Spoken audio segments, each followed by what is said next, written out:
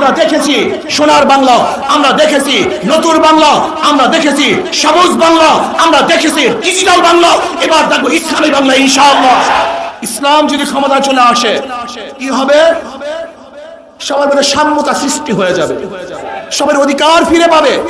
মুসলমান, হিন্দু, বৌদ্ধ, খ্রিস্টান, বাংলাদেশের কুলি, তাঁতি, মজুর, জেলে, নেতর, ঋষি, কামার, শ্রমিক, মজদুর, প্রত্যেকটা মানুষ, পুরুষ হোক মহিলা হোক, তাদের অধিকারকে ফিরিয়ে দেব এবং দেওয়ার মতো একমাত্র নীতি আদর্শ হলো ইসলাম।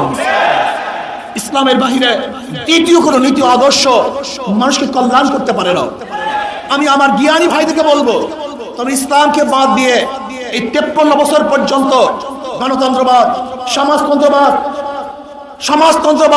গণতন্ত্রবাদ, জাতীয়তাবাদ আর ধর্মনিরপেক্ষতাবাদের মাধ্যমে মানুষকে বারবার মিথ্যা শ্বাস দিয়েছ, মানুষকে বারবার মিথ্যা গমন করেছ যে এই নীতি আদর্শের মধ্যে মানুষের শান্তি। কিন্তু আমরা কি দেখলাম? এই 53 বছরের মধ্যে গণতন্ত্রবাদ, সমাজতন্ত্রবাদ, জাতীয়তাবাদ আর ধর্মনিরপেক্ষতাবাদ মানুষের শান্তি দিতে পারে নাই। আমরা দেখেছি সোনার বাংলা, আমরা দেখেছি নতুন বাংলা, আমরা দেখেছি সবুজ বাংলা, আমরা দেখেছি ডিজিটাল বাংলা, এবার দেখবো ইসলামী বাংলা ইনশাআল্লাহ। ডিজিটাল বাংলা মানুষকে শান্তি দিতে পারে নাই, নতুন বাংলায় মানুষকে শান্তি দিতে পারে নাই, সবুজ বাংলায় মানুষকে শান্তি দিতে পারে নাই। আসো এবার সম্মিলিত ভাবে ইসলামী বাংলা করব, যে বাংলায় প্রত্যেকটা মানুষের অধিকারকে ফিরিয়ে দিবে, সমস্ত মানুষ শান্তি ভোগ করতে পারবে ইনশাআল্লাহ। আমি হিন্দু ভাইদেরকে বলবো, সামনে দুর্গাপূজা চলে আসছে, আর উদ্যমের সাথে আর আনন্দের সাথে দুর্গাপূজা পালন করবেন।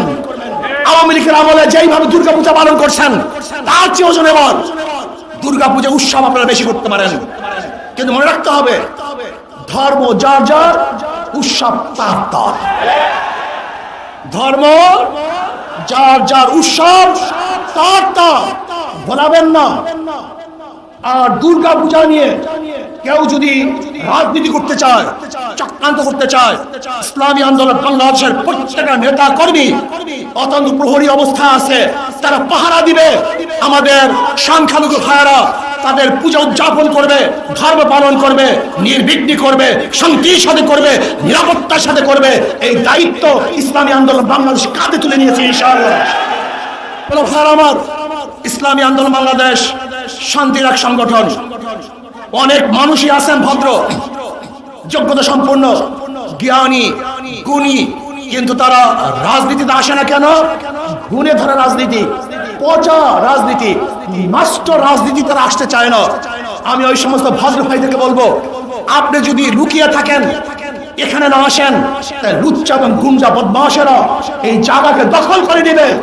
এজন্য আসুন, যারা ভালো, ভদ্র, জ্ঞানী, আপনারা এই ময়দানে আসলে কোনো বদমাশরা এখানে থাকতে পারবে না, পালাতে বাধ্য হবে ইনশাআল্লাহ। এজন্য সবাইকে অনুরোধ করবো, আসুন ভদ্র মানুষগুলি, যারা হিরুক তুল্য, মানিক তুল্য, মুক্তা তুল্য, আর নাসু মাআদিনু কামাআদিন যাহাবি আল ফুদ্দা, খেয়ালুন ফিল জাহিরাতে খেয়ালুন ফিল ইসলামি যা ফাকিহু, যারা বিশাল বিশাল জ্ঞানের ভান্ডার নিয়ে বসে আছেন, আদর্শ নিয়ে বসে আছেন। আমরা চাই ইসলামী আন্দোলনের পতাকা ঐক্যবদ্ধ হয়ে একসাথে এই দেশটাকে গড়ব, এই জাতিকে গড়ব।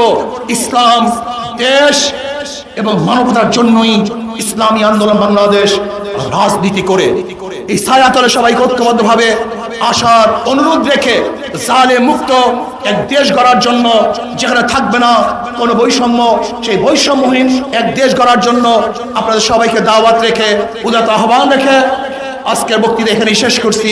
আল্লাহ হাফেজ।